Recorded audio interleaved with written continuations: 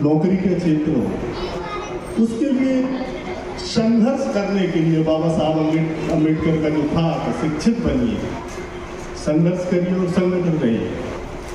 तो वो संगठन खड़ा किया गया, क्योंकि बिना संगठन के कुछ हो नहीं सकता। तो सूर्यवंशी सर, मैं जानना चाहूँगा ये इस संघ को बनाने की आपकी शुरुआत कहाँ से हुई? धन्यवाद मेजर साहब।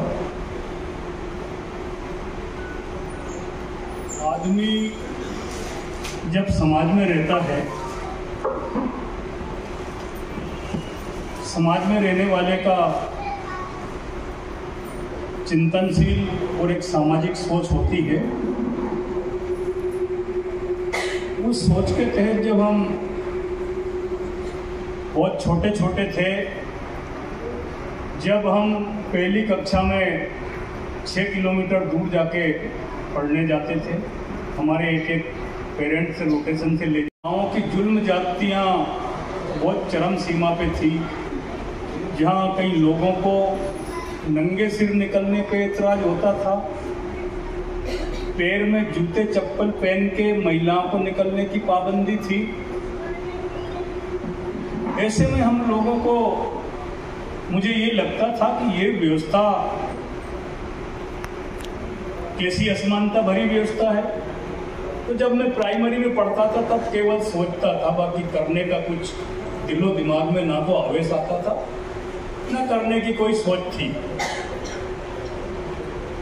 मैं जब मैट्रिक में आया,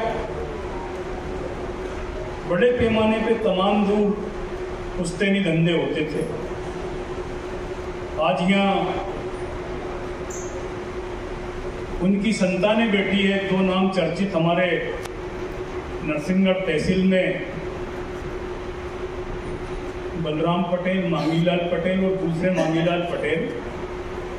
ये अनपढ़ लोग थे। ये लोग उन कुरीतियों को समाप्त करवाने के लिए मीटिंगें रखते थे। तो उस टाइम तक हमारे दिलो दिमाग में ये बात आ चुकी थी कि ये बहुत नेक काम कर रहे हैं।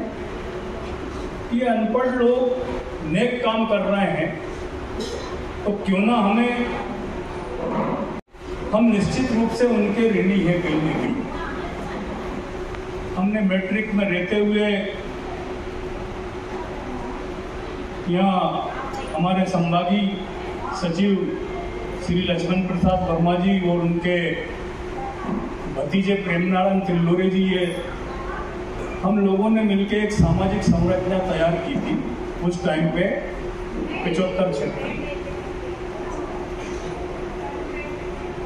काम करते रहे। हमने कभी काम करने के पीछे ये पलट के नहीं देखा कि इसके नतीजे कैसे आएंगे, मगर हमने ये जरूर तय किया था कि काम हमेशा सकारात्मक करे, जो एक तरह का पथ बन के लोगों को प्रेरणा देने का सबब पैदा हो। मैं माननीय कांसीराम साहब को मैंने 93 में जोरा की सभा में सुना था।